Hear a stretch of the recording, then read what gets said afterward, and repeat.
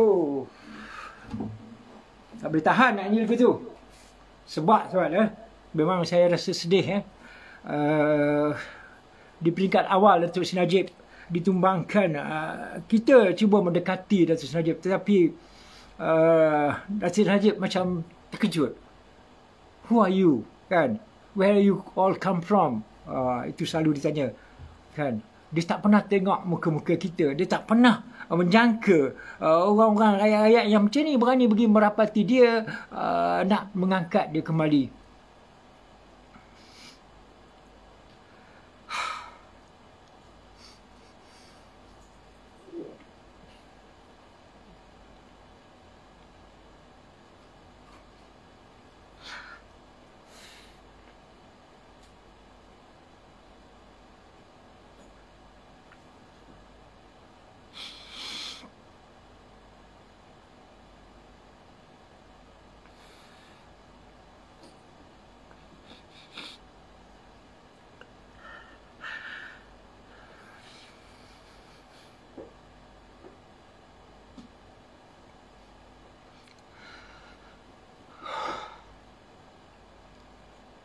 Sabarlah.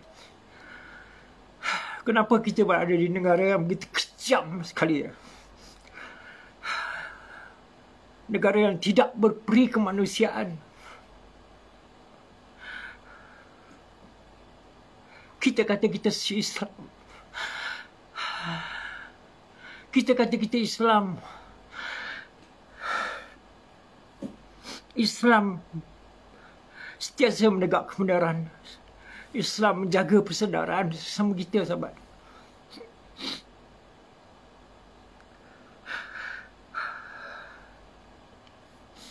Tapi kerana kuasa,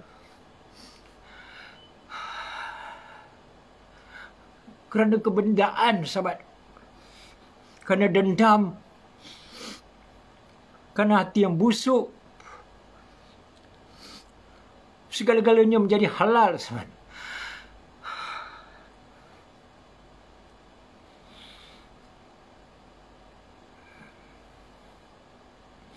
Bila kita dekati Datuk Seri Najib, mereka kata kita totok, mereka kata kita makan dedak, mereka kata berapa banyak kita dapat, itu semua. Apakah orang-orang yang bercakap tu dalam hati mereka tak ada nilai kemanusiaan? Apakah dalam hati mereka itu tidak ada rasa sedikit pun belas kasihan? Datuk Seri Najib adalah mantan Perdana Menteri kita, sahabat. Apa kejahatan yang dia buat sebenarnya? Kita rasa begitu tidak adil sekali. Kita terus menghukum dan terus menghina, mencerca, mengiyakan saja.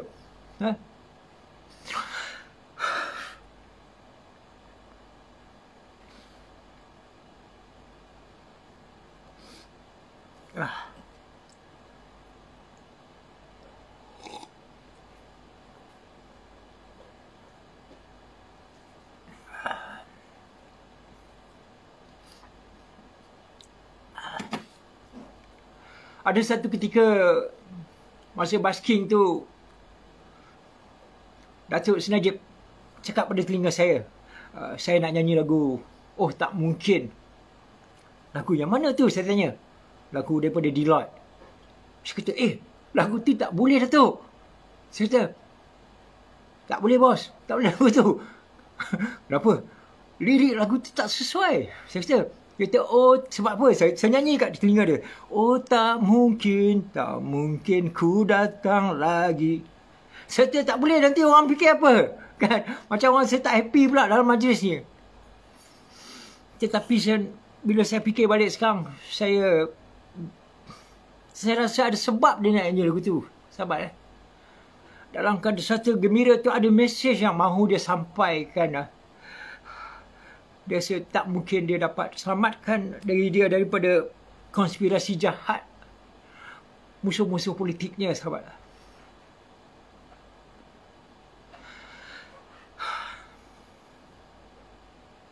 Tahu kan lagu tu, Nanti saya cari tengok. Saya nak cari tengok lagu tu. Saya kata, jangan nyanyi lagu lain. Saya kata, Orang tengah amai seronok. Lepas dia nyanyi lagu The Young One, dia kata, one more, daughter lagi satu. Lagu Deloitte. Oh, tak mungkin. Tak mungkin. Satu lagu tu mana boleh, Datuk? Kan? Lagu tu. Oh, tak mungkin ku kan kembali. Kita tak mau, Datuk. Kami nak Datuk bersama, sentiasa bersama kami. Kami tak mau berpisah. Nanti rakyat fikir apa? Kan? Nyanyi lagu tu. Teruk nanti kena. Kan? Saya nak cari lagu tu sekejap. Saya tak bersedia dengan lagu tu pun.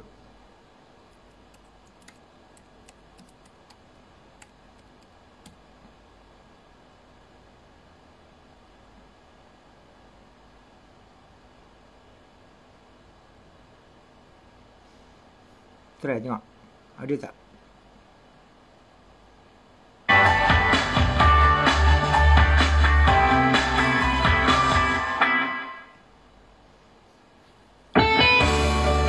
Lagu ni dia nak nyanyi.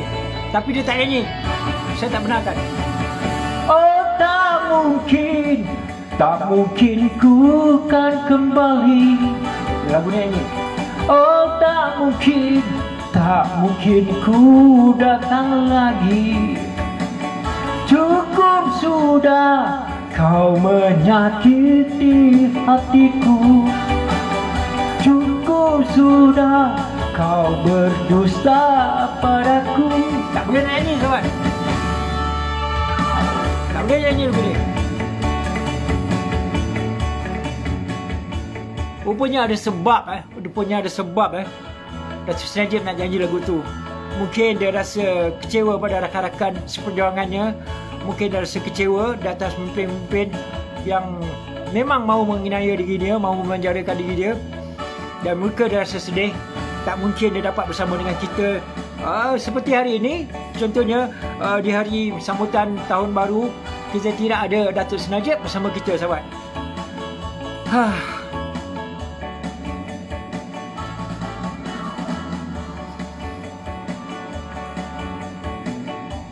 Tahulah, macam-macam sebab.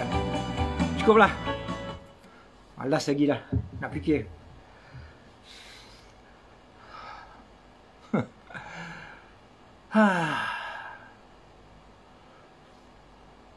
Apa pun, sahabat, okey, kita berada dalam kerajaan perpaduan sekarang ni. Kita dengar suara daripada Datuk Seri Anwar Ibrahim. Dia kata tolak rasuah, tolak pengkhianatan. Datuk Seri Anwar pun dia kata dia diinaya, dipenjarakan. Kalau benar dia ini menegakkan kebenaran dalam semua perkara, tunjukkanlah, buktikanlah. Kita ingin melihat apabila dalam banyak persoalan yang timbul, yang tidak terungkai, tidak terjawab dalam kes Datuk Seri Najib itu, kita harap kes Seri Najib dibuka semula sekurang-kurangnya, dibicarakan semula.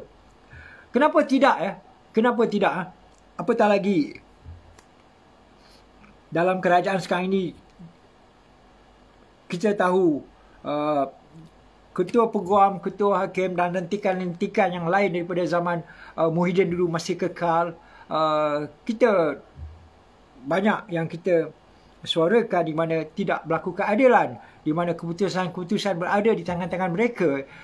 Ya, sahabat. Jadi mana mungkin Datuk Seri Najib boleh mendapat keadilan? Tetapi sekarang ini kerajaan di bawah Datuk Seri Anwar dan bersama Datuk Seri Zahid, saya dah bersuarakan perkara ini juga pada Datuk Seri Zahid, agar Datuk Seri Najib diberi keadilan dan dibicarakan kembali sekurang-kurangnya, ataupun dibebaskan. Itulah yang terbaik.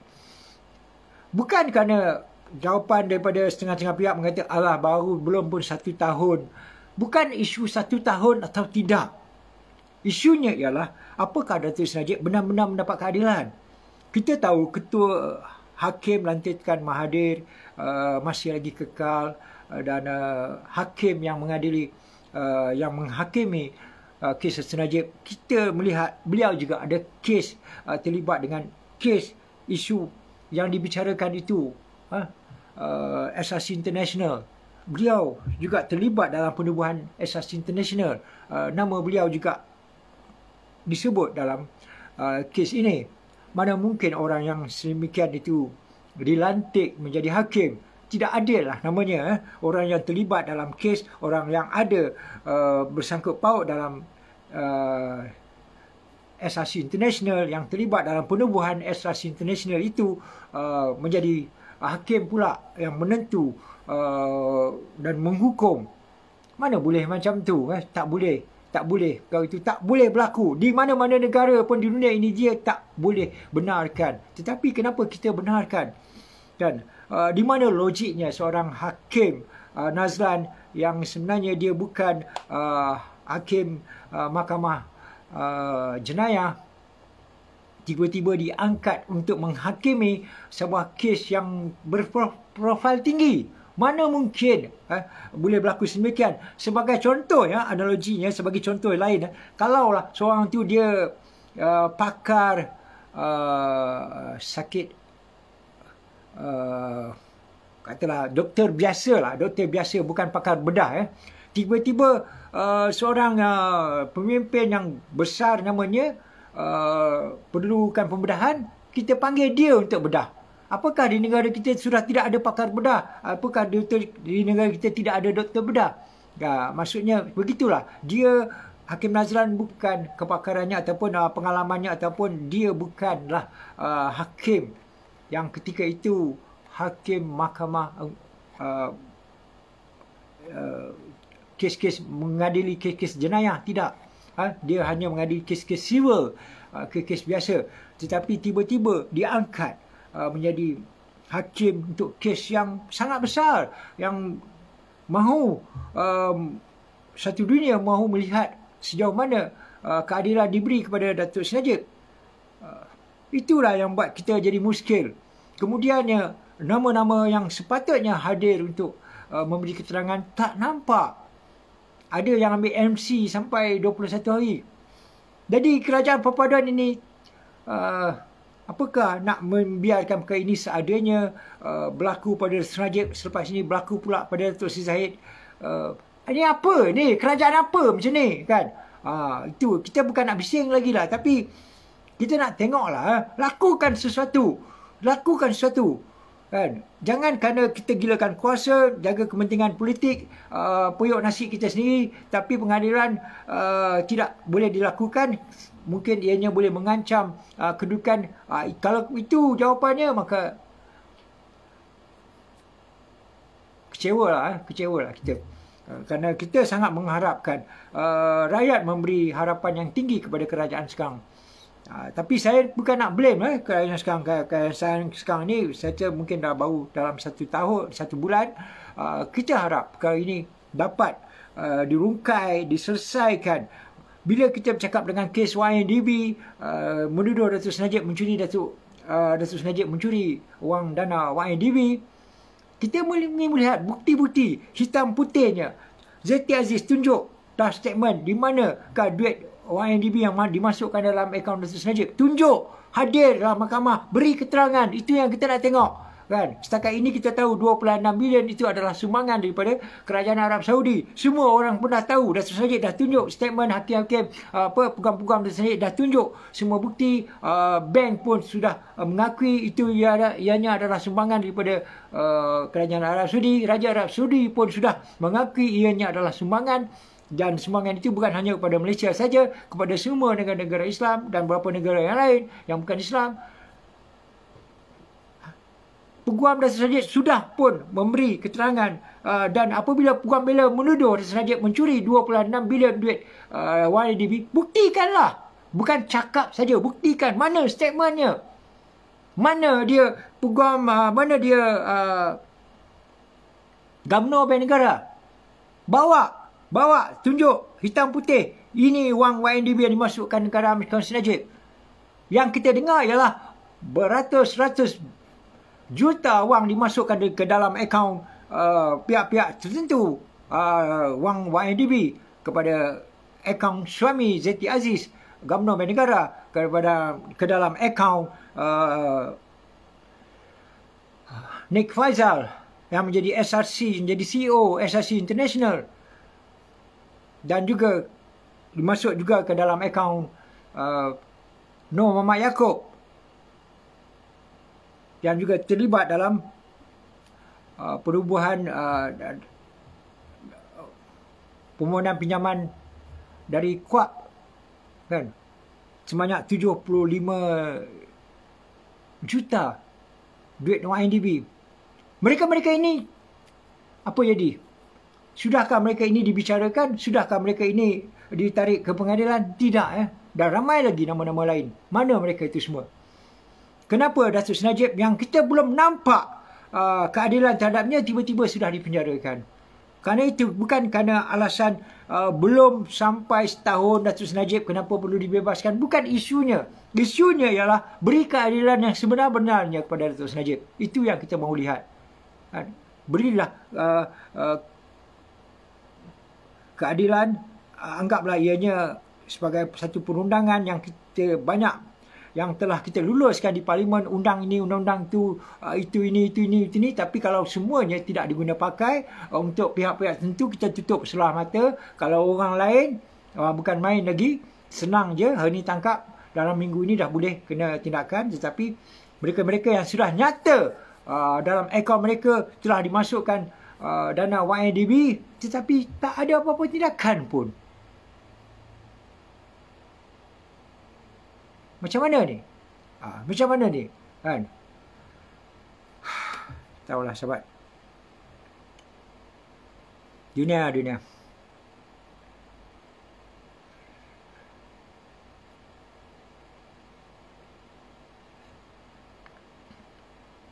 Muka India, Abang Najat, kes KL Tower tolong rungkaikan kerana kami tidak faham perjalanannya. Nantilah boleh saya ceritalah. Macam inilah kes-kes KL Tower ni. KL Tower ni jangan si Anwar Musa dia kata, mana kami ada, mana ada pihak lain, mana TM ada menjual KL Tower. Bukan kita cakap hal menjual KL Tower. Dia tak jual pun KL Tower. Tapi pengurusan. Macam pengurusan bangunan kan. Pengurusan KL Tower. Pengurusan KL Tower. KL Tower ni satu tower antara yang tertinggi juga di dunia seketika dulu. Tower lah. Tower bukan bangunan. Menara tertinggi. Dan bayangkan di tingkat atas itu ada restoran yang berputar. Saya sering kali juga pergi ke sana. Bukan makan lah, tapi ada program-program aktiviti. Juga ada aktiviti terjunan. Terjunan parachute daripada atas puncak tower itu. Terjun ke bawah. Payung terjun lah. Untuk mendarat ke bawah di situ. Dulu bila kita tiap tahun ada aktiviti dan saya ada di puncak sana ambil gambar-gambar dan ada rakan-rakan saya juga yang terjun di situ ketika itu. Jadi KL Tower tu yang jadi isu ialah pengurusan KL Tower tu, pengurusan di mana menara itu tak pernah uji apa-apa pun di bawah TM. Tiba-tiba syarikat pengurusan tu diambil alih oleh syarikat yang lain. Di mana syarikat yang lain menguruskannya macam ada sesuatu yang tak kena di situ, di mana pihak-pihak tertentu dalam kerajaan itu ada kepentingan ketika itulah ada kepentingan untuk menguruskan. Bayangkan setiap tahun keuntungan dia lebih daripada 20 juta. Di mana konsesi itu dibeli dengan harga 3 juta saja. Siapa nak jual? Siapa nak jual satu perniagaan katalah yang keuntungan tiap-tiap tahun lebih daripada 20 juta, nak jual dengan harga 3 juta? Gila kan? Rugilah kan? Bodoh lah kan? Tapi macam mana boleh dapat ke tangan-tangan tertentu begitu mudah sekali? Itulah dia. Itu yang dipersoalkan.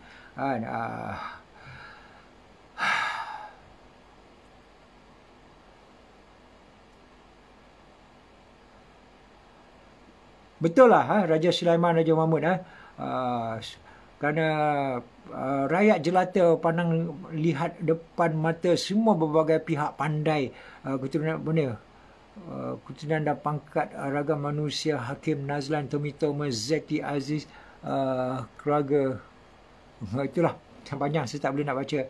Sebenarnya bukan apa, hati saya masih sebab. Cuba anda tukar tajuk lain, saya serga sikit. Malang sungguh lah kita, malang sungguh. atas kepentingan pimpin-pimpin yang begitu tamak, haloba, dendam, yang hati busuk, tak mau melihat negara kita maju ke hadapan. Kalau tidak diberi kepentingan kepada kroni-kroni mereka, mereka sedia untuk hancurkan. Sangat malanglah. Betapa ruginya kita, sahabat ya. Kerana ketika zaman Datuk Seri Najib, negara kita dibawa jauh tinggi ke atas. Dan Datuk Seri Najib kata, dia cakap, kalau bagi pada dia 5 tahun lagi, 1 penggal lagi, dia kata, saya duduk sebelah dia lah, sahabat. Ini saya dengar sendiri. Dia kata, 1 penggal lagi pun dah cukup lah. Rakyat akan faham apa yang dia mahu lakukan. Sebenarnya, perancangan awal dia buat MRT2, MRT3, kereta api ke pantai timur, kereta api laju daripada Singapura ke Kuala Lumpur, dan juga Menara Razak tu kan, bandar Malaysia, semua itu. Selepas tu ada lagi perancangan-perancangan untuk menyambung, untuk memanjangkan lagi projek-projek yang lain lagi yang sudah dirancang yang begitu teratur sekali untuk rakyat sebenarnya. Bayangkan di Sabah tu apabila sudah ada plan Borneo, bukan setakat itu saja, banyak lagi perancangan-perancangan yang mahu dilakukan, tapi syaratnya kena siap plan Borneo, lepas tu memudahkan untuk perancangan yang lain di Sabah dan Sarawak. Tetapi ianya terputus begitu saja, sahabat. Terputus begitu saja, terhenti begitu saja kerana rakyat-rakyat di bawah ini termakan dengan fitnah-fitnah daripada pihak-pihak tertentu. Tak cukup. Jadi gauk, tahu tak gauk? Orang Perak sebut gauk. Tamak, haloba. Jadi kufur nikmat. Nak lebih lagi, nak lebih lagi, nak lebih lagi. Oh, bagi BRIM 400.5 tak cukup. Nak lagi. Oh, ada pihak janji nak bagi 10,000. Oh, PTPTN dimansurkan. Itu ini apa semua. Hancur. Hancur apa semua. Dapat pada Muhyiddin, lagi hancur. Punah negara.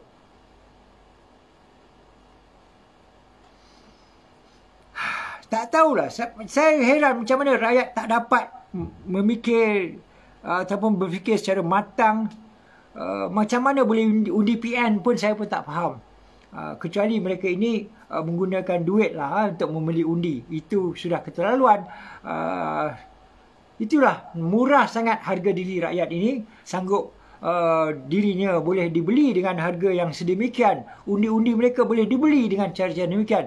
Jika itu tidak benar, saya pun juga tidak faham. Macam mana rakyat boleh memikir untuk memangkah PN? Diorang boleh kata, diorang boleh apa saja kata hina kepada UMNO, tetapi itulah dia persepsi yang dibina oleh musuh-musuh politik. UMNO ini parti yang dah lama, korup lah, itulah, ini, itu, ini. Tapi bila diorang ambil alih, hancur negara terus.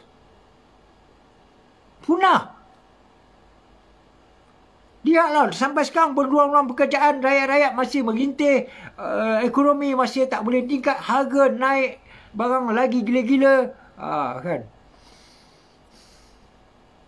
Betul salah budak-budak 18 tahun short TikTok. Itulah isunya sekarang ialah kita nampak pemimpin begitu penting kan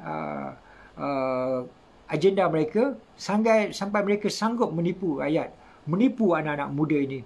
Dulu anak-anak muda dah kata, kalau PH gagal, mereka akan kembali berdemikian. Tetapi kali ini mereka ditipu lagi. Konon-konon, Zahid ini penyakau, penyamun. Kita nak tanya diorang apa yang dicuri, apa yang disakau, apa yang disamun. Diorang satu pun diorang tak dapat jawab.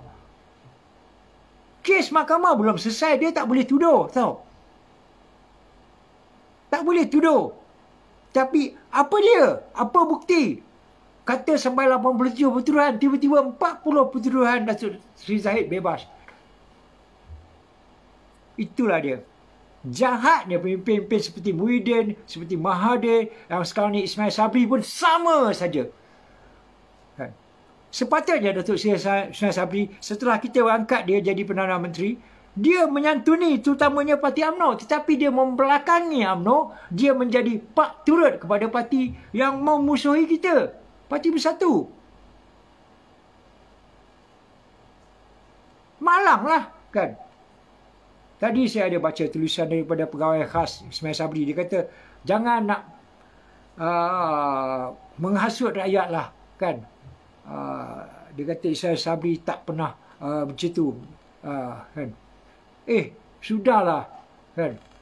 Ketika MKT dulu menolak jawatan UMNO untuk diberi ketika Muhyiddin tawarkan jawatan Timbalan Perdana Menteri, MKT tolak. Maksudnya MKT itu Majlis Kerja Tinggi UMNO tolak. Maknanya itu keputusan muktamad, kita tak mau. Tapi Ismail Sabri nak juga. Macam orang jatuh cinta kepada mana endonnya mana, nak kahwin jugalah. Macam itulah. Tak kira lah macam mana nak kahwin juga. Gatal sangat. Kan?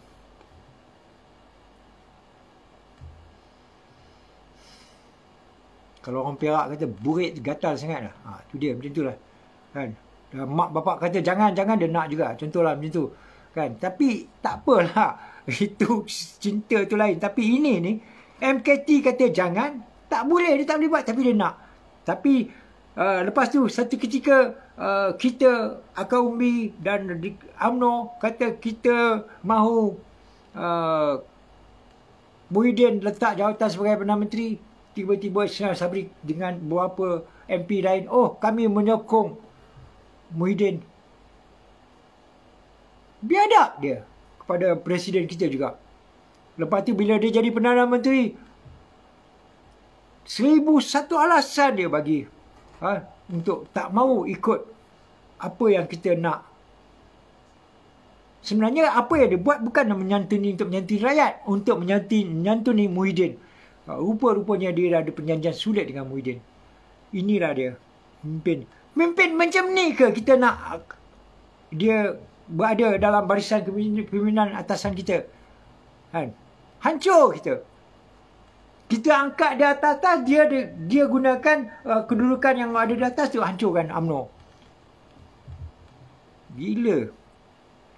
Betul, senang-senang cinta itu betul. Itu tak apalah. Sebab tu jodoh Tuhan tentukan. Ini kita terikat dengan organisasi. Kan? Kita terikat dengan perlembagaan kita. Bila MKT kata tak boleh, jangan, dia nak juga. Itu bukan cinta. Itu bangang namanya. Kan? Bukan sama Husna. Kan? Bila kita kata Muhyiddin gagal, turun, tapi dia tak. Dia kata dia sokong Muhyiddin. Ketika kita menang dalam PRN di Johor ketika itu, semangat rakyat membuat-buat memberi sokongan kepada BN. Kita kata bubar-bubar, dia buat pekak je. Dia tak nak bubar. Sebab apa? Sebab dia kena ikut arahan Muhyiddin. Sebab dah ada perjanjian dia dengan Muhyiddin. Celakalah. Kan? Malang sungguh lah. Punyalah gila jawatan sampai macam tu langsung. Betul Harun. Punya gila kuasa kan. Orang Kedah kata ketegak. Ketegak lah. Mangkak. Mangkak pun boleh. Orang Kelantan cakap apa? Menatai buruk. Mana boleh macam tu? Kan? Kalau menunjukkan dia begitu pentingkan diri dia daripada dia sayangkan UMNO. Kalau dia betul-betul sayangkan UMNO, sayangkan BN, ketika kita menang dalam PRN Johor, kita bubarkan parlimen, sudah pastilah kita akan menang besar. Kerana kita menang besar di Melaka dan di Johor. Tetapi setelah itu, mulalah. Lagi lama dibiarkan, lama-lama mereka mencipta satu persepsi yang buruk terhadap Datuk Seri Zahid. Bukan saja musuh-musuh politik, kartel-kartel UMNO, broker-broker UMNO sendiri menikam presiden kita. Kita suruh diorang berkempen untuk melawan dengan musuh. Diorang berkempen hentam presiden, hentam UMNO. Bangang ke apa? Bila BN hanya mendapat 30. Ismail Sabri kata apa? Datuk Seri Zahid jangan pekakkan telinga. Ketika kita menang PIN Johor, kita pekik kat telinga dia tau. Bubar parlimen. Masa tu dia pekak ke apa? Senang-senang je nak cakap presiden kita jangan pekakkan telinga. Ini apa ni? Kau ni, Ismail, kau bercakap dari pihak siapa? Biadab sangat-sangat.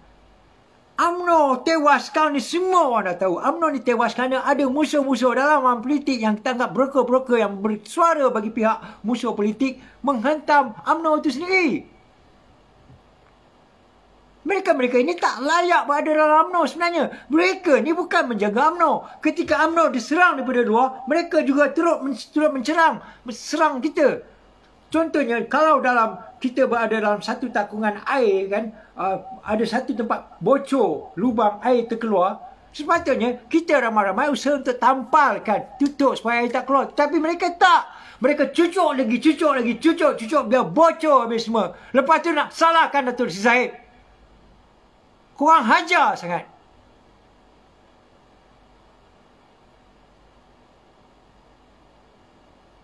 Sekarang ni kita dengar lah, geng-geng tu, bawa ketua-ketua cawangan, pergi Surabaya. Lepas tu, yang atas tu, pergi sampai ke London. Tak mengaku. Gambar-gambar semua dah keluar lah. Anak beranak diorang semua dah tunjuk lah. Itu apa tu?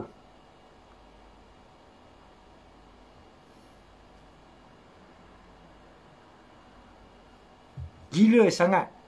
Bayangkan kalau orang-orang macam ni dapat menerajui UMNO, apa jadi pada UMNO? Apa akan jadi pada UMNO? Diorang ni sudah mudah kita nampak, senang dicucuk hidung oleh Mahathir dan Muhyiddin.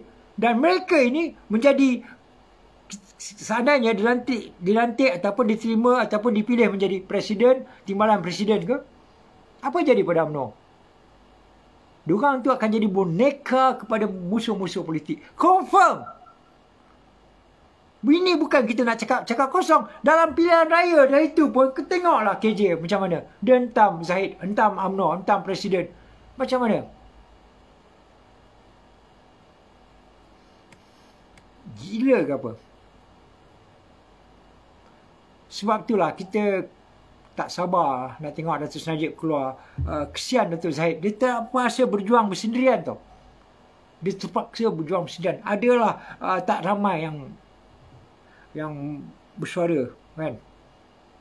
Inilah dia politik. Pelik saya tengok. Begitu juga macam Datuk Seri Najib dulu. Dia kena macam mana kan. Macam tu juga dia kena.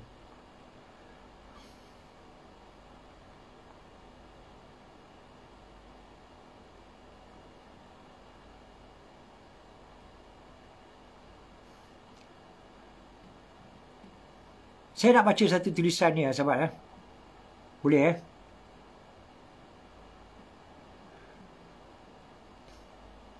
sikitlah.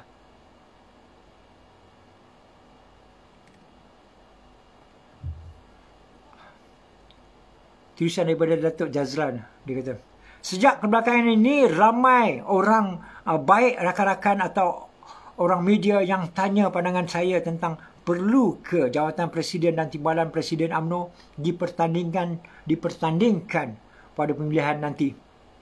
Kan?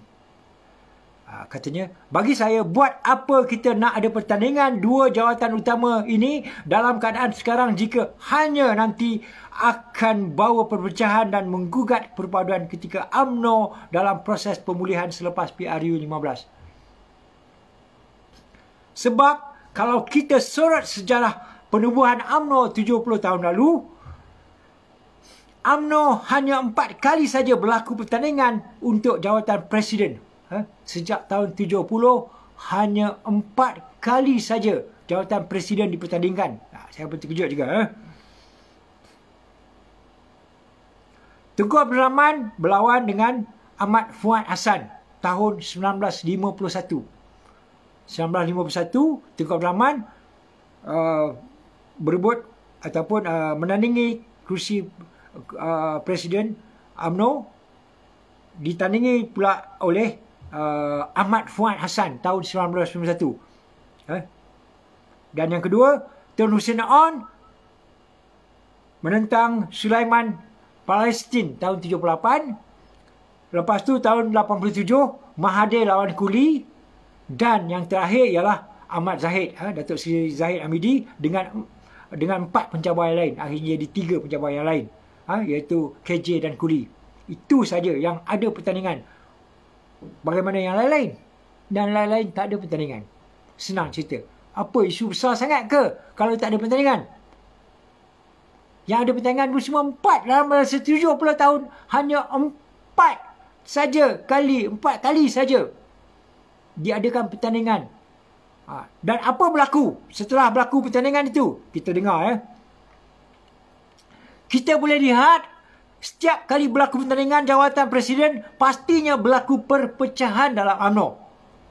Ahmad Fuad yang ketika bertanding dengan Tengku Abdul Rahman itu keluar dari UMNO dan tubuhkan PAS. Kena ingat, PAS itu sebenarnya sama dengan parti-parti yang lain yang keluar UMNO.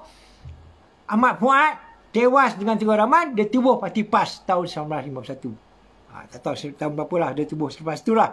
Dia tewas tahun 1951. Lepas tu dia tubuh parti PAS.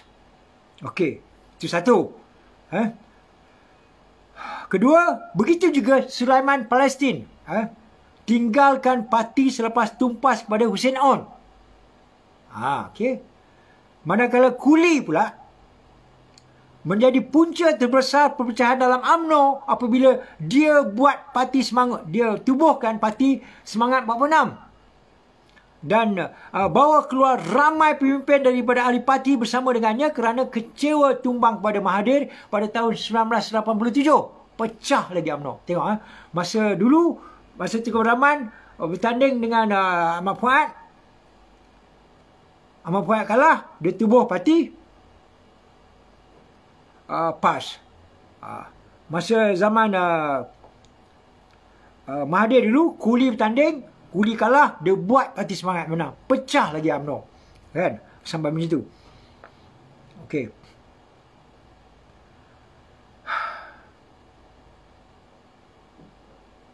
Manakala pada tahun 2018, baru ni lah ketika BN tewas, selepas tewas, walaupun KJ tak keluar daripada UMNO, namun dia dilihat sedikit menjauhkan diri daripada arus perdana parti dan lebih selesa buat hal sendiri. Sampai sekarang pun dia duduk menghentam, mengkecam Datuk Najib dan Datuk Seri Zahid.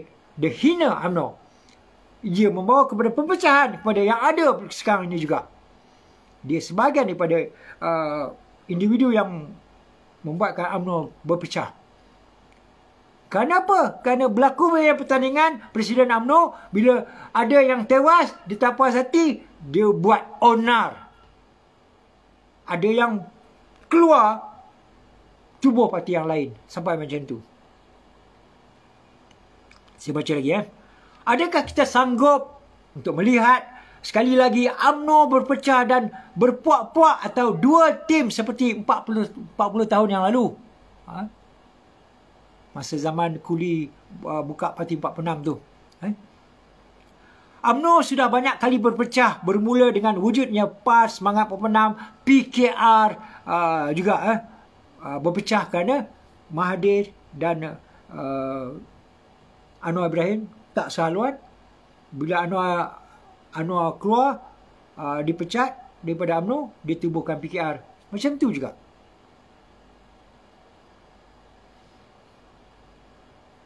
Jadi, jika berpecah lagi, maka jangka hayat UMNO takkan lama. Kita nak ke jangka hayat UMNO ni takkan lama. Jadi, saya baca lagi. Dan punca utama kebincangan dalam kekalahan UMNO pada tahun 2018 dulu kerana dua individu, Mahathir dan Anwar, yang sebelumnya berseteru tapi kemudiannya berpakat untuk jatuhkan BN. Akhirnya, Anwar dapat juga jadi PM dan UMNO jadi mangsa dengan hanya dapat 30. Namun kombinasi kerajaan BN dan PH sudah tentu menyakitkan hati Mahathir, tapi ahli-ahli UMNO mesti menerima bahawa kombinasi baru ini inilah yang rakyat majoriti inginkan walaupun bukan yang majoriti ahli mahukan. Faham tak? Maksud dia kita dah tak ada pilihan lagi dah. Bila BN jatuh, PH dapat tumbangkan BN, mereka cuba bina kerajaan, mereka gagal. PN nak bina kerajaan, gagal. Termasuk juga Ismail Sabri bina, gagal. Apa pilihan lagi yang kita ada? Apa pilihan kita ada? Kita tahu siapa? Mahathir sudah gagal. Muhyiddin dah gagal. Ismail Sabri pun dah gagal. Bila kita nak cakap Datuk Zahid, ramai kata, jangan. Saya pun tak tahu apa sebab masalah. Kerana ramai yang terpedaya dengan persepsi yang diceritakan dulu. Sama juga macam zaman Najib. Jangan, Najib. Itu yang diorang hatip. Akhirnya orang percaya, jangan bagi Najib, tumbangkan Najib. Lepas tu, apa jadi pada negara? Sekarang ni, kita ada peluang untuk mengangkat kembali UMNO, tapi diorang kata, jangan. Sebaliknya, ataupun malahan, mereka dalam UMNO sendiri, pemimpin seperti Ismail Sabri, KJ, S2O dan beberapa yang lain, tak habis-habis pun tentang Presiden kita. Konon, kita beri nafas baru. Banyak kerja yang kita perlu buatkan, lakukan untuk baiki UMNO. Tak ada banyak kerja sebenarnya. Isunya sekarang ialah mereka ni, broker-broker ini yang menghancurkan UMNO. Yang mencipta nama-nama buruk, yang mengaibkan UMNO. Kalau mereka, sebagaimana yang saya sebut tadi, kalau dalam UMNO itu sudah ada satu lubang dan air terpancuk keluar, kita sama-sama tampal lubang tu, tak jadi isu. Tetapi isunya, yang lain-lain dalam UMNO, tebuk lubang lagi supaya air semua keluar. Lepas tu dia kata banyak benda yang kita baiki. Korang dia dah tebuk, pecah lubang banyak. Korang yang kita buat, korang yang buat benda tu, lepas tu korang nak salahkan Zahid. Apa masalah dengan korang ni semua?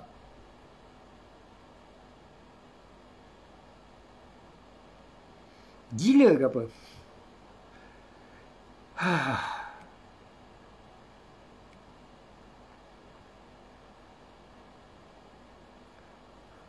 Okey lah. Itulah saya baca sebahagian daripada tulisannya.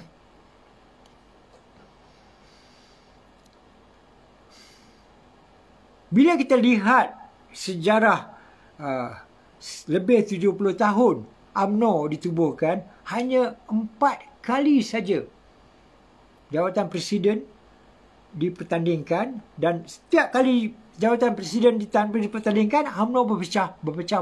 Parti lain tubuhkan. Nak ke kita ada lagi pemilihan lagi? Saya tak nak terima alasan, Zahid tak layak. Ketika UMNO jatuh zaman Datuk Najib, ketika itu, UMNO kembali dan berjaya dibangkitkan. Tak hebat ke Datuk Zahid? Dia boleh angkat kembali UMNO. Tak hebat ke? Saya tanya. Ketika UMNO mahu dibubarkan ataupun mahu ditalkinkan oleh musuh politik, sehingga bagaikan menggugut Datuk Zahid. Kalau Datuk Zahid tidak bubarkan UMNO, dia akan dikenakan banyak pertuduhan. Datuk Zahid sanggup menanggung pertuduhan itu sehingga 87 pertuduhan demi menjaga UMNO. Tidak hebatkah Datuk Zahid? Tidak hebat ke?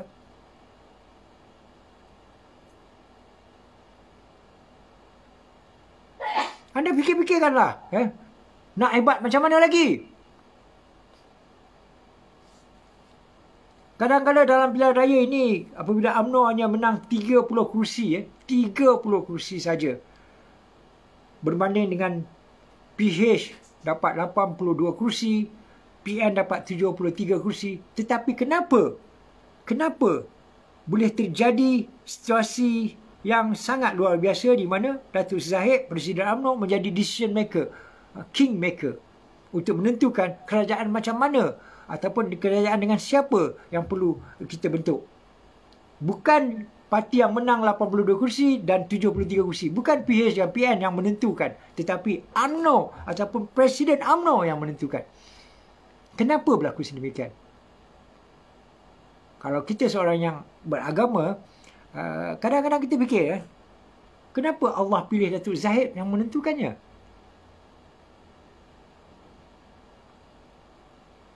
Ya, boleh jawab tak? Boleh jawab tak? Kenapa dalam banyak-banyak pemimpin yang dihina, dikenakan 87 pertuduhan, pemimpin yang dianggap gagal, yang dituduh bermacam-macam tuduhan, diaibkan sendiri oleh pemimpin-pemimpin dalam UMNO sendiri, tetapi Allah memilih Datuk Zahid untuk menentukan sama dia mahu dengan PN ke atau dengan PH ke atau nak jadi pembangkang. Ramai dia kata yang tanya, kenapa tak jadi pembangkang je? Anda menang 30. Kalau kita UMNO pilih pembangkang, siapa nak jadi kerajaan? Siapa nak jadi kerajaan? Boleh jawab tak? PN dengan PH dia orang tak mau bersama.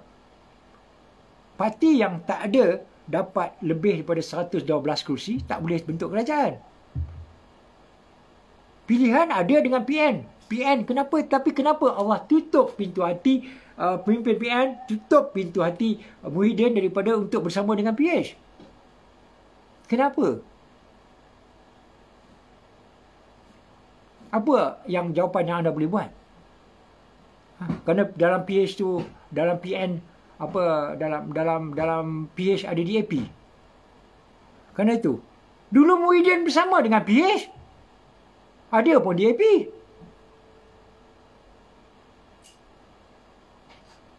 Baik sangat ke Muhyiddin? Dia pun dengan DAP dulu. PAS dulu pun dengan DAP juga.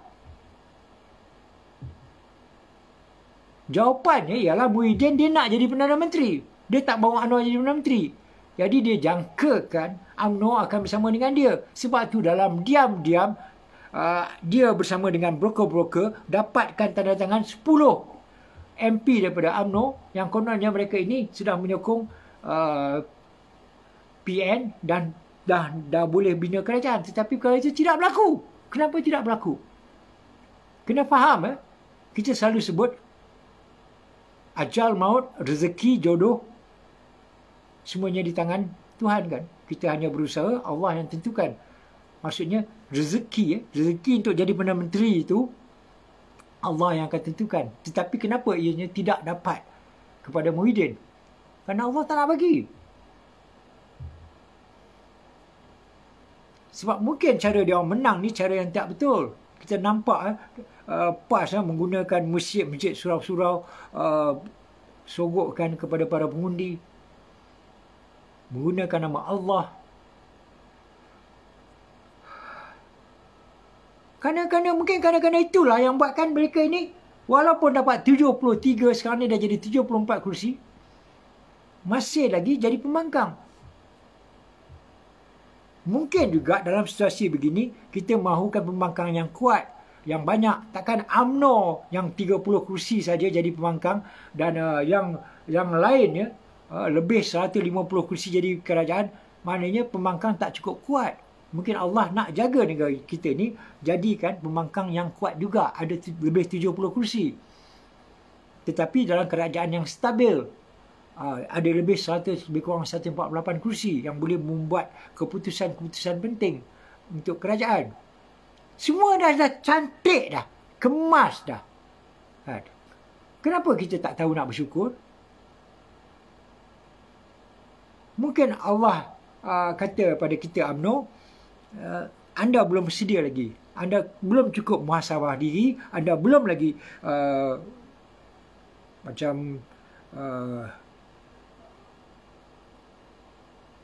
Zahid kata, belum taubat nasuhah lagi. Masih lagi nak bertikam-tikam sama kita.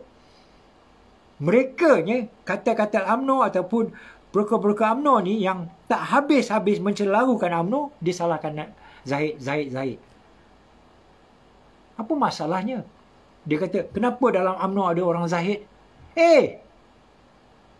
Mestilah semua orang dalam UMNO mesti orang Zahid, orang presiden. Sebab kita dah mengangkat dia jadi presiden.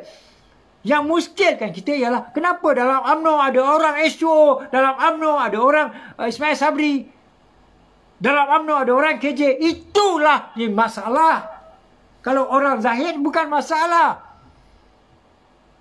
Kita taat ataupun setia kepada pemimpin yang telah dipilih. Bukan kita nak mencelarukan pemimpin yang kita telah pilih. Sepatutnya demikian. Kalau ada pemilihan akan datang, katalah orang lain pula yang menang, kita hormati dia, kita santuni dia. Bukan setiap kali pemimpin yang kita pilih, kita nak tikam dia. Ini apa masalahnya? Susah lah. Susah. Ada je alasan yang korang bagi kan. Setengah-setengah tu kan. Benda mudah. Tak sepatutnya bukan ini mudah. Tetapi atas kerana kepentingan politik, kepentingan peribadi, dendam, hati busuk, maka anda tidak dapat berfikiran waras. Perkara mudah pun anda tak dapat putuskan, tak dapat berfikir dengan cara yang tepat. Malang Malang sungguh. Macam H2O baru-baru ni, tiba-tiba ke belakang ni H2O, oh tunjuk hijau. Oh saya kawan-kawan ini kawan-kawan itu. 4 tahun kita tak dengar pun dia buat dia punya ni siaran dia. Bila dah dekat pemilihan baru jumpa, baru dia keluarkan video-video dia. Kan? Banyak sekarang baru saya ada masa untuk lakukan sesuatu pembentukan UMNO. Dulu tak ada masa. Saya nak ulang lagi, nak tanya, dulu tak ada masa ke? Kenapa dekat pemilihan baru nak cakap ada masa? Masa PH ambil alih kerajaan 22 bulan, dia bukannya jadi menteri pun. Tapi apa dia buat? Dia berpeluk-peluk dengan Mahathir, dengan Azmin Ali. Dia bersama dengan pihak-pihak musuh yang menghancurkan UMNO. Dia kata dia tak ada masa. Dia mengatur strategi orang-orang dia dalam UMNO ini. Dia kata dia tak ada masa untuk membetulkan UMNO. Sebenarnya dia mengkucar-kacirkan UMNO. Bukan tak ada masa. Tetapi bila sampai dah hampir dengan hari pemilihan parti, dia nak tunjuklah, oh dia sekarang ni sudah ada masa untuk dia perbetulkan UMNO. Kau yang hancurkan UMNO, tebuk sana, tebuk sini, tebuk sana, tebuk sini, tiba-tiba kau kata kau nak perbetulkan. Orang yang macam tu tak layak untuk kita jadikan dia pemimpin sebenarnya. Ketika UMNO jatuh, Datuk Najib Tun Zahid berlimpah pulas menjaga kembali UMNO, mana pergi H2O? Mana pergi Datuk Seri Syamuddin Tun Hussein On? Tak nampak batang hidung dia pun. Dia biarkan Datuk Najib masuk penjara. Biarkan Datuk Zahid sekarang ini berlimpah pulas jaga UMNO. Dia biarkan. Sebaliknya dia gunakan masa itu untuk membina empire dia sendiri, orang-orang dia, supaya nanti pemilihan nanti sokong dia. Pemimpin macam ni ke yang kita nak? Sepatutnya mereka-mereka ini menjaga pemimpin kita. Bukan kita yang bawah-bawah ini. Kita ini rakyat biasa saja. Tetapi kita yang bekerja keras, lebih setia, lebih berlimpah pulas menjaga presiden kita, menjaga Datuk Seri Zahid kita, menjaga juga Datuk Seri Najib. Diorang apa? Bukan sekadar diorang tak jaga, sebaliknya diorang baling batu lagi pada pemimpin kita. Baling batu sembunyi tangan, baling batu sembunyi tangan.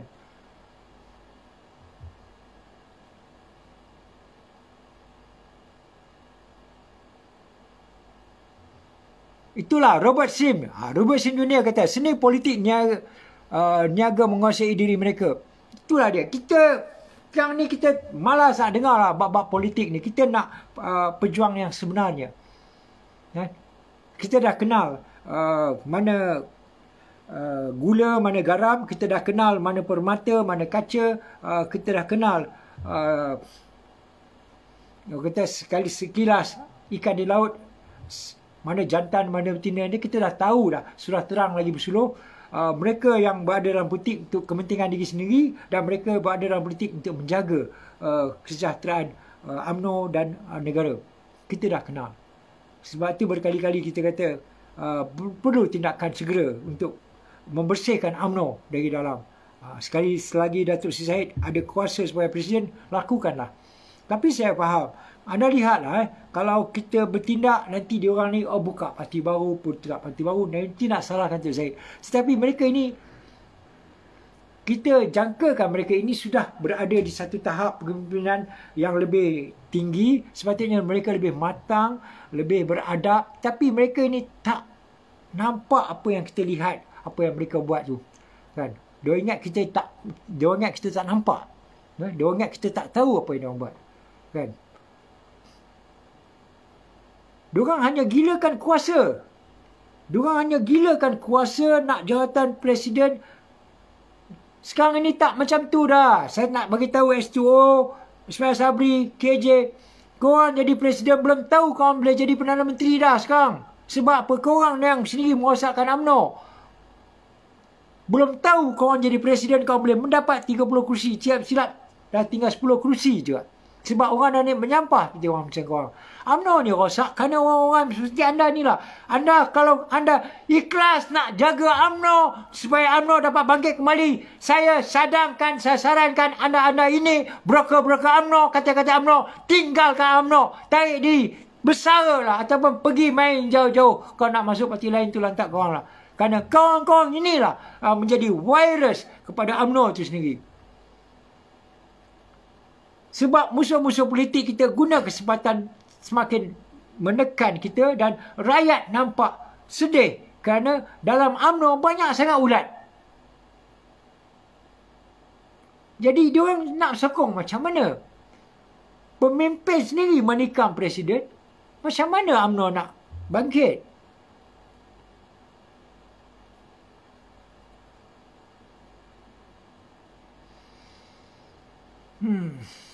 Okey sahabat, terima kasih kerana ada sudi. Saya nak baca komen-komen anda lah.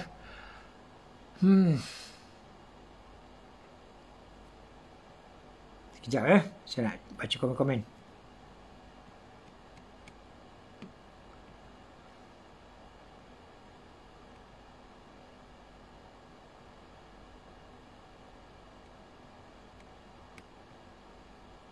Lagi sekali saya minta maaf kepada sahabat-sahabat yang mana rakan-rakan terutama juga menjelang tahun baru ramai yang telefon saya juga. Tengah-tengah malam ada hantar mesej, kenapa tak datang? Saya tak dapat. Saya tak mampu sahabat. Ikhlas saya kata, memang saya nak hadir dalam majlis-majlis yang anda raikan menyambut tahun baru, tapi jauh di sanubari saya lah, sudut sanubari saya. Saya tak dapat berpura-pura.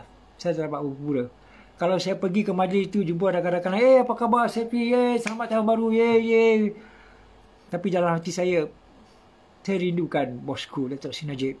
Saya tak dapat bayangkan ketika saya meraihkan di situ, dia merengkok di dalam penjara, sepi, sunyi. Mungkin juga dia mendengar di luar sana letupan bunyi api.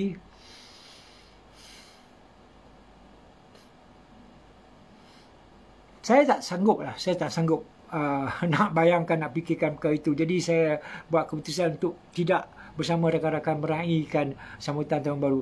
InsyaAllah lah sahabat. InsyaAllah kalau Datuk Seri Najib dibebaskan tahun ini, kita raikanlah bersama. Bukan mana kita ni tak mau terima realiti dan Seri Najib di penjara, tak apalah, kita jangan fikir, biarlah dia tanggunglah 12 tahun, dia terima je lah apa yang dia buat. Siapa yang cakap macam tu, saya boleh kata, pui, kepala otak kau, pergi mampus lah kau. Kan? Saya ada dalam satu tulisan saya, saya tengah minum, tiba-tiba orang di kedai lah, orang di kedai tiba-tiba nampak je muka saya, terus salam, tak bagi, kutuk Tuan Najib. Saya ambil minuman Nescafe, saya terus curah pada dia. Kau nak belah ke aku nak belah? Itu yang saya cakap. Dan saya tak suka lah macam tu. Saya tak suka. Kita seorang tu di penjara, kau nak berseronok apa lagi? Apa yang kau seronok sangat? Apa yang kau dapat? Sekarang ni tengoklah, apabila Datuk Seri Najib dipenjarakan, anda nampak tak apa jadi pada negara kita sekarang? Apa jadi pada negara kita sekarang? Apa jadi? Kucak-kacir. Apa jadi pada UMNO? Kucak-kacir. Apa yang jadi pada kerajaan sekarang ni? Kucak-kacir. elok-elok negara kita dibawa dengan keadaan yang begitu santun sekali lah. Bila Datuk Najib sebut rakyat didahulukan, pencapaian diutamakan, cuba anda fikir balik ayat tu. Rakyat didahulukan. Betul tak didahulukan rakyat? Betul tak? Kan, betul tak? BRIM tak pernah orang sebut. Kan? Bila zaman Datuk Najib pergi BRIM, lepas tu pembangkang kata tu rasuah. Bila diorang buat kerajaan, bila diorang takbir negara, ada juga basahlah itu ni tak, yang tu tak rasuah pula. Yang tu tak rasuah. Kau tengok zaman tu Najib, apa yang dia tak lakukan kan? Saya macam tak terfikir Pen Borneo boleh dibuat tanpa tol. Saya ni dari rumah saya nak pergi Shah Alam saja pun dah kena tol RM1.9, dua tol tau, RM1.9 dengan RM1.9 jadi RM2, RM3.8. RM3.8. Jaraknya tak sampai pun 15 km. Ada bayangkan Pen Borneo, kalau macam tu tol yang dia kena, saya rasa beratus orang kena bayar. Tak payah tol. Dia boleh buat macam tu je. Banyak lagi yang Datuk Seri Zahid usahakan, Datuk Seri Najib usahakan. Tetapi sekarang ni, zaman PH, zaman PN, zaman Ismail, apa yang nak buat? Cakap, keluarga Malaysia. Tang mana keluarganya? Mana blueprintnya? Apa hala tujunya? Kita tak tahu. Begitu juga dengan zaman Muhyiddin. Kerajaan prihatin. Apa yang kau nak bawa sebenarnya? Buat darurat, itu prihatin. Gantung parlimen, itu prihatin. Apa dia? Tolak kampus, itu prihatin. Kalau nak kata, zaman Muhyiddin, banyak bantu rakyat. Kalau banyak bantu rakyat, orang tak kibarkan bendera putih lah. Orang tak gantung diri lah. Kalau bijak bab pentadbiran, insya-Allah zaman COVID pun kita tahu untuk menguruskannya. Tetapi kalau zaman COVID anda tak ada masa, sampai sendiri terkeluar dalam mulut sendiri sebut, saya mana ada masa nak jaga 32 juta orang. Kalau dalam diri sendiri, satu keluar daripada mulut, ada 10 lagi kehinaan yang belum keluar tau. Itu biasa saya dengar sejak dulu sampai sekarang. Ingatlah, hati-hatilah. Kalau seorang tu kita nampak dia berniat jahat pada kita, ada banyak lagi. Kita harus berhati-hati dengan orang macam tu. Bila seorang pimpin kata, saya mana ada masa untuk jaga rakyat, tengoklah apa yang sebenarnya dia nak jaga. Puyuk nasi dia, koni-koni dia. Bila kita kata 600 bilion, dia kata, mana ada 600 bilion? Lalas, tak banyak lah, 92 bilion je. Saja 92 bilion saja. Datuk Seri Najib kena perturuhan 26 bilion pun. Belum apa-apa pun orang kata dia pencuri penyarak. Sampai sekarang pun tak ada bukti yang menunjukkan dia ambil duit YNDB. Apa? Tang mana bukti dia ambil duit YNDB? Mana? Zeti Aziz pun tak berani beri keterangan. Nick Fazal tak nampak pun. Nur Muhammad Yaakob pun tak dipanggil pun beri keterangan. Orang-orang yang terlibat secara langsung dengan isu-isu YNDB ni tak dipanggil. Tiba-tiba Datuk Najib dah dipenjarakan. Ini bila Muhyiddin 92 bilion. Anda boleh cakap 92 bilion je, bukan 600 bilion je. 92 bilion tak banyak ke? Sikit. Memang siul lah. Tengoklah pilihan raya macam mana cara diorang berbelanja. Nak bagi duit pada rakyat sangat susah. Tapi bila untuk kepentingan diri sendiri, tu pilihan raya boleh merencah tau. Orang pihak kata merencah, rancak berbelanja. Untuk kepentingan diri sendiri, untuk kononnya lepas ni dia boleh jadi Perdana Menteri lah konon. Allah tak reza apa yang dia buat. Allah tak pilih dia untuk jadi Perdana Menteri. Biar dia rasa. Nak sangat kan? Pergunakan anak-anak muda yang masih mentah, yang masih tak tahu hala tuju negara kita, tak tahu tentang sejarah politik tanah air kita. Anak-anak yang baru umur 18, habis sekolah, kau pergunakan orang untuk kepentingan diri. Tengok apa jadi sekarang. Betul Ali Jasin, sekarang change our game. Kita kena terima dah hakikat bahawa kita hanya mampu dapat 30, kita bersama dengan kerajaan. InsyaAllah kita sepatutnya kita jaga apa yang kita ada sekarang ini. Kita bersama Kerajaan Persekutuan, kita bina balik kembali UMNO kita.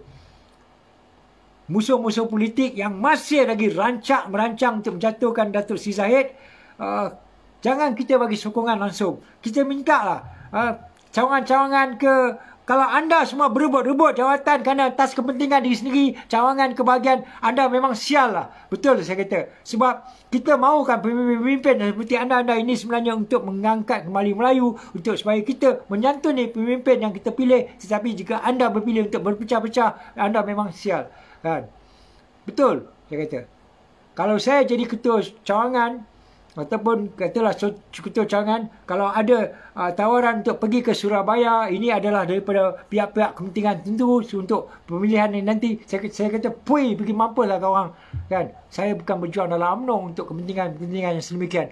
Kita harus menyeteni presiden kita sekarang. Kita jaga UMNO sekarang kita betulkan. Kalau begini caranya, UMNO akan hancur. Anda sebagai ketua cawangan pun takkan ke manalah. Berkaratlah kau kat situ, kematulah kau kat situ. Kan? Allah tak reda perjuangan yang sedemikian. Sebab itulah UMNO hancur kerana ada pemimpin-pemimpin yang sedemikian. Perbetulkanlah diri anda. Kan? Fokuskanlah. Biarlah anak-anak cucu melihat anda ini, bila anda tiada nanti anda meninggalkan nama yang baik. Kan? Bukan meninggalkan nama yang hina dan keji. Seperti Ismail Sabri, H2O, KJ ni semua. Kan? Kita dah nampak hinanya mereka kalau mereka tidak ada lagi dalam politik, kerana mereka telah mencatat sejarah-sejarah yang hitam di dalam UMNO dan kerajaan kita. Itulah dia. Sebab anda lihatlah dalam pilihan raya yang lepas, kenapa angkatan tertentu tidak ataupun ramai yang memangkah parti lain selain daripada UMNO. Kerana siapa Menteri Pertahanan ketika itu? Kan? Inilah hasutan-hasutan yang kita rasa sangat kecewa. Sepatutnya mereka-mereka ini sudah memilih kita. Kan? Kerana Menteri Pertahanan ialah H2O. Sepatutnya dia dapat meyakinkan mereka bahawa UMNO boleh dapat kembali bangkit. Tetapi ianya tidak berlaku. Kenapa? Nak lihat UMNO ini lemah, nak melihat UMNO ini menang sikit kursi, jadi dengan situasi yang sedemikian, mereka boleh desak Zahid letak jawatan. Lepas tu diorang boleh dapat jawatan. Nak macam tu kot. Buruk betul perangai. Diorang ingat bila UMNO jatuh, diorang senang-senang boleh dapat jawatan. Tak adalah. Rezeki Allah yang akan tentukan dah. Saya berdoa supaya Datuk Zahid ni dapat terus bertahan kekal, pembetulkan kembali UMNO yang telah rosak. Saya nak tanyalah, kalau anda lagi sekali yang anda tak puas hati tentang Datuk Zahid, tentang mana salahnya Datuk Zahid, tolong nyatakanlah. Tolong nyatakan. Cakap kosong tak guna. Jangan sebut penyakau, penyamun. Saya cakap itu tak cukup. Tak cukup. Fakta kita nak tengok. Kalau duit dia kata, dia dapat bina masjid itu, ini, itu. Kalau itu adalah yang anda pertikaikan, anda tolong suarakan. Biar saya jelaskan. Saya pun telah paparkan satu video tentang siapa Datuk Seri Zahid. Anda lihatlah sendiri. Lepas tu anda fikirkan panjang, lebih kurang 12 minit video tentang siapa Datuk Seri Zahid. Anda lihat sendiri. Tak ada apa yang nak disembunyikan. Anda kenal siapa Datuk Zahid, baru anda tahulah anda takkan sanggup untuk menghina Datuk Seri Zahid. Memanglah bukan semua orang perfect. Datuk Zahid juga tak perfect. Tetapi kalau nak cari yang perfect, siapa perfect? Siapa yang boleh ganti Datuk Zahid? Siapa? Ismail Sabri yang dah dicucuk hidung. H2O yang apabila UMNO jatuh, dia tak pernah pun bantu mengangkat kembali UMNO. KJ yang tak habis-habis nak menentang pemimpin-pemimpin yang dia pun sebenarnya baru pernah jadi dalam masa UMNO menteri Menteri Sukan, dia macam level yang paling rendah. Lepas tu bila dia himpit kerajaan PN, dia dapat jadi menteri tak apa inovasi, lepas tu menteri kesihatan. Bukan maknanya dia hebat. Sebab ketika itu Datuk Seri Zahid bagi senarai nama yang lain, tetapi Muhyiddin dia pilih orang-orang dia. Itu je. Lihatlah pada kerajaan yang ada sekarang ni. Nampak lebih stabil kan? Jauh lebih stabil daripada kerajaan yang haprak PN dan PH dulu. Kan? Anda lihatlah sendiri. Kita masih mengharap sesuatu boleh berlaku lah.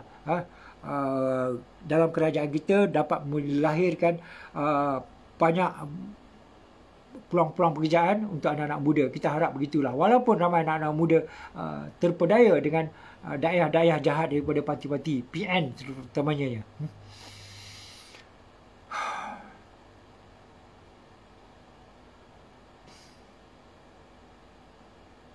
Zainal kata Datuk Zahid ejen PKR. Cakap saya tak guna bro. Kau buatkan statement panjang setakat sebaris tak boleh pakai. Saya cakap berjela bro. Kan cerita oh Zahid pencuri. Cerita apa dia? Apa dia? Zahid ejen PKR. Kepala bana kau lah. Mana cerita panjang? Setakat sebaris tu kan orang boleh sue kau buta-buta je tau. Kan? Kalau Zahid tengok ni kalau betul-betul kalau dia nak buat tapi tak ada masa layan kau lah. Kalau dia boleh saman kau tak pasal-pasal 10 juta 20 juta kau kena bayar pada dia. Kau kata Datuk Zahid ejen PKR.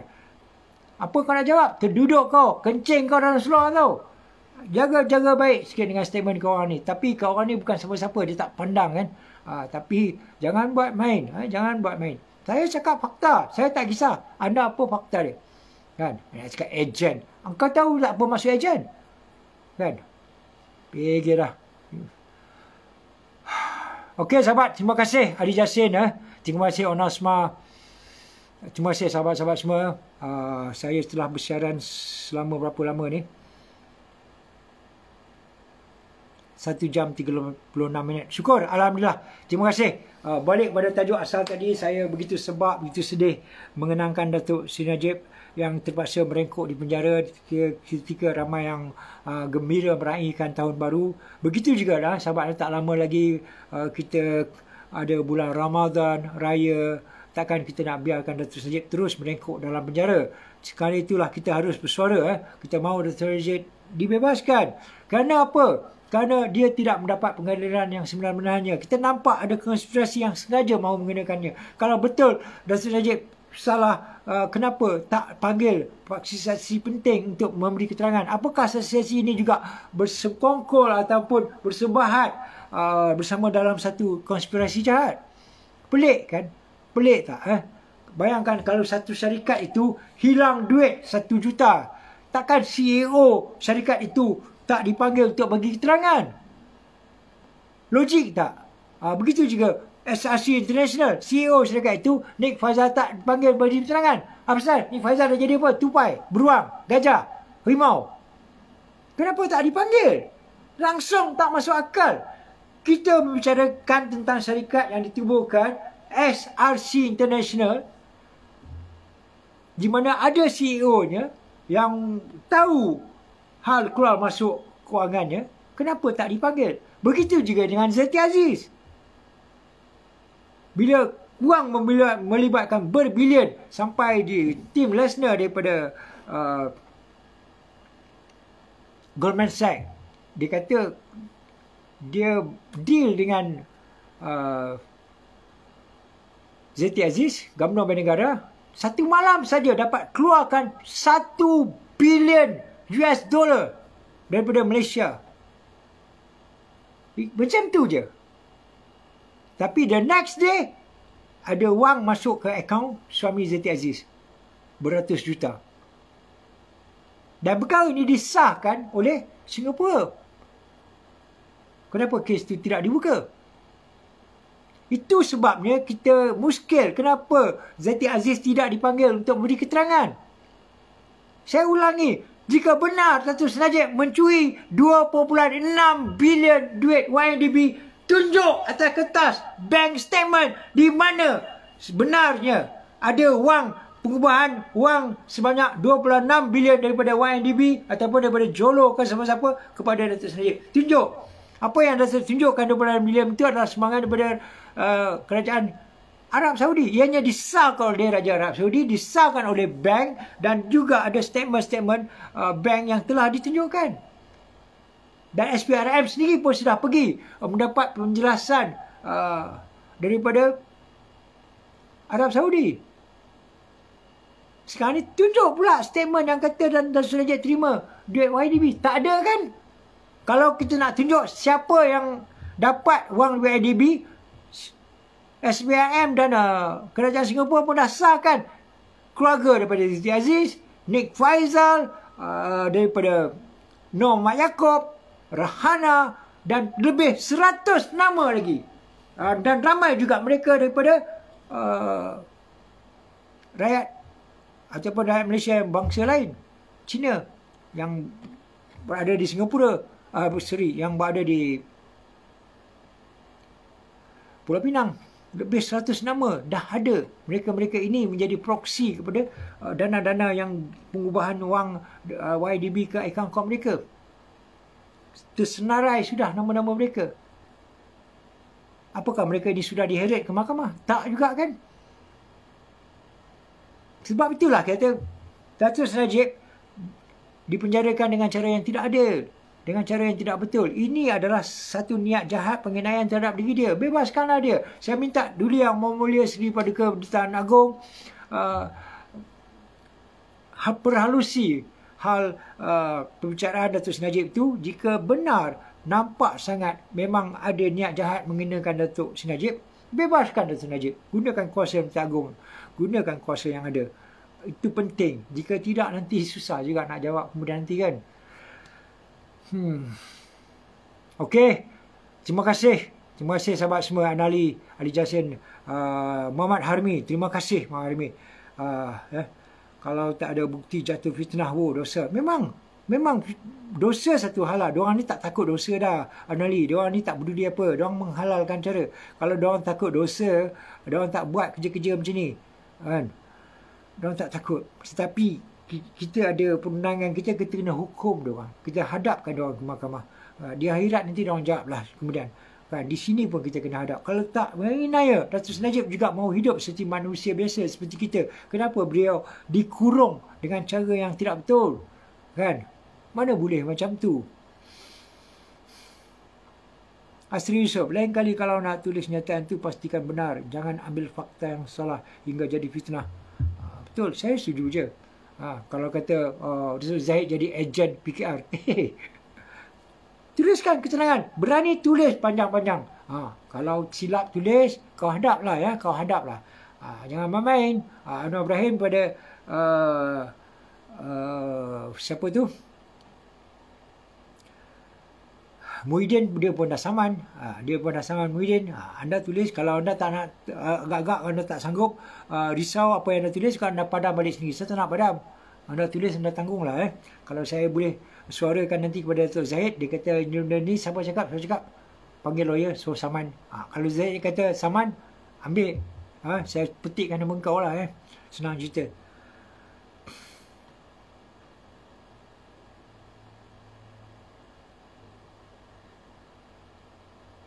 Adi kata, kalau Datuk Zahid dibebaskan kata pasal-pasal Anu Biden dan Anu Atuk goyang. Anu tu benda. Goyang ke? Kau tak goyang langsung kot. Dah tak boleh nak angkat lagi kot Anu dia tu. Rakyat, seperti Muhammad Yusof kata, rakyat ada hak juga nak tahu list 100 plus tu. Sebenarnya dalam page saya dah share lebih kurang 20. Mereka-mereka daripada yang tinggal di Pulau Pinang. Ada yang association, ada yang nama individu. Orang ni dapat 10 juta, orang ni dapat 2 juta, orang dapat 1 juta, orang ni dapat nama-nama. Diorang ni siapa sebenarnya? Ada persatuan tokong lah, persatuan ni ada menerima. Sampai 12 juta pun ada. Pecah. Diorang ni siapa sebenarnya? Macam mana diorang boleh dapat duit IDB? Kan? Diorang ni jadi proksi ke apa? Jadi siasat lah. Ini bukan saya bongkarkan. Benda tu dah tersebar. Jadi saya sharekan juga. Kan? Saya nak tahu. Soalannya saya nak tahu. Siapa mana benarnya mereka ini ada menerima. Kan? Nama-nama mereka orang ni, nama association dan tersebut. Kenapa tiada penafian daripada mereka? Kan?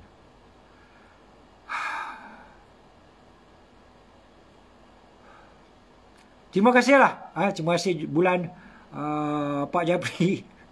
Mudah pergi jauh-jauh. Terima kasih sahabat semua. Kadang-kadang lama saya tak bersiaran. Bukan saya tak bersiaran. Saya fokus pada penulisan juga. Anda tengok saya tulisan saya banyak. Saya tulis. Kadang-kadang tulisan tu ada juga kesan yang baik juga. Saya rasa kelebihan saya adalah bentuk penulisan, menghasilkan video. Nyanyi tak adalah. Untuk hibur saja. Terima kasih. Sampai jumpa lagi sahabat semua. Assalamualaikum warahmatullahi wabarakatuh. Terima kasih.